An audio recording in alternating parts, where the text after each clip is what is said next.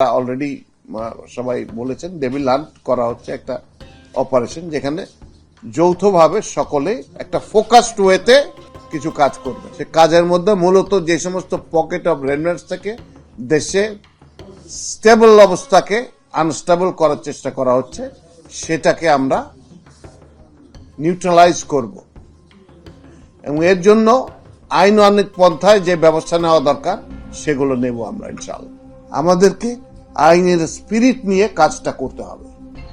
সেই জন্য আমরা চেষ্টা করেছি যে প্রচেষ্টাটা নেওয়া হয়েছে সেটা হচ্ছে যে আমরা আইন প্রয়োগের সাথে যারা জড়িত সকল বহল, যেমন পুলিশ রয়েছে, এখানটায় ম্যাজিস্ট্রেট রয়েছে, ডিস্ট্রিক্ট ম্যাজিস্ট্রেট রয়েছে, চিফ জুডিশিয়াল ম্যাজিস্ট্রেট রয়েছে, এখানে একজন প্রসিকিউটর রয়েছেন, ইনারা সকলে জড়িত। ইনাদের সকলের সাথে আমাদের বসবো, একত্রে সবাই বসবো কিভাবে আমরা সুষ্ঠুভাবে আইনটা প্রয়োগ করতে পারি দেশে, উইথ স্পেশাল রেফারেন্স টু মানবাধিকার এবং পরিবেশ।